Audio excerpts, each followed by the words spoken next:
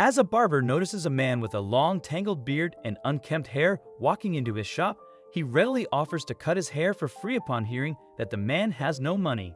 Unbeknownst to the barber, this act of kindness will unveil a startling revelation. Henry was a compassionate 31-year-old barber.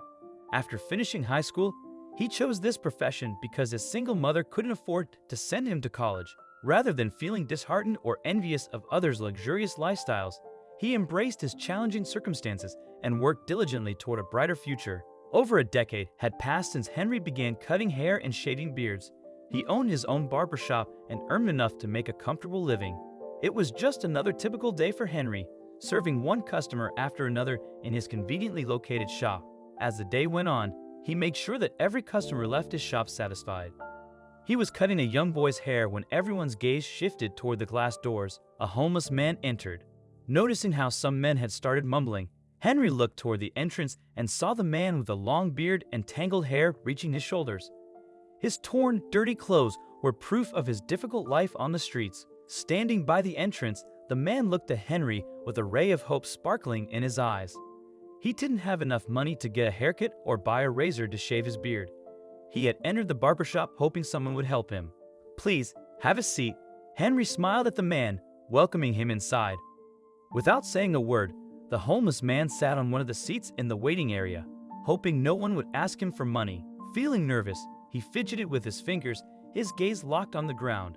A few minutes later, Henry gestured for the homeless man to sit in the recliner. Feeling happy, the man stood up and walked toward the chair. "I don't have any money to pay for this service," he told Henry, his voice tinged with embarrassment. "It's okay, sir," Henry said cheerfully, smiling and leaning toward him. "Your haircut is on me. Please let me know if there's anything else you need." Shocked by Henry's offer, the homeless man thanked him and introduced himself. "I'm Steve." "My name is Henry. I'm the boss here," he replied, smiling at Steve. "You don't have to worry about the payment, okay? Just sit here and let me transform your look."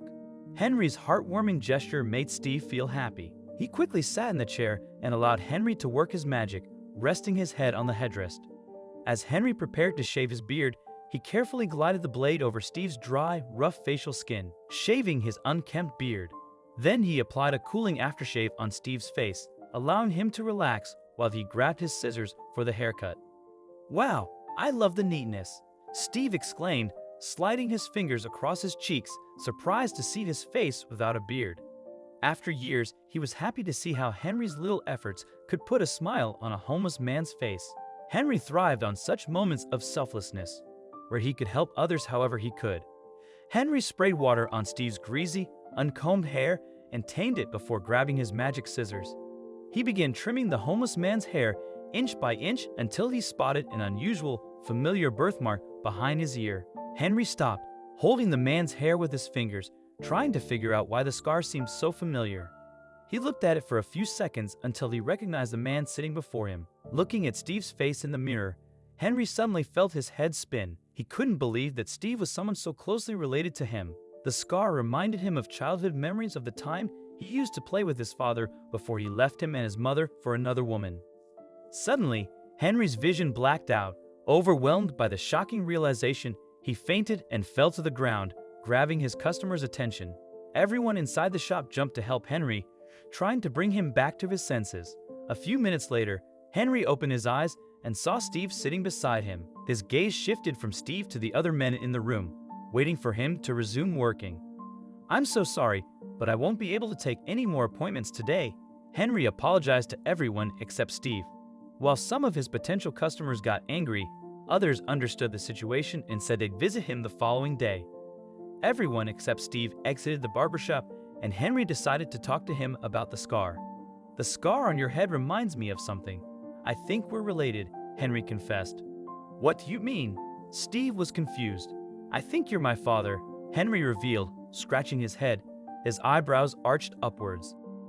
"What?" Steve gasped as he began to think about his past. After a few moments of silence, he asked, "Henry, are you Mary's son? Are you really her boy?" "Yes," Henry nodded. "Is she?" "She's dead. A few years after you left us." Feeling guilty about his actions, Steve apologized to his son for everything that had happened in the past.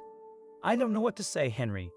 I know it's difficult for you to forgive me, and I understand your feelings. I'm happy to know that my son is kind-hearted and treats homeless people like me with respect instead of blaming his father for leaving him and his mother in the past." Steve embraced him and said, "It's all right, Dad. It's all right. I'm grateful that fate brought us together. I'm just so happy to have you back in my life." Later that day, Steve shared with Henry how he had lost his job and ended up living on the streets. As he recounted his journey of opening a barber shop, Steve soon moved in with his son and was overjoyed to meet his grandchildren.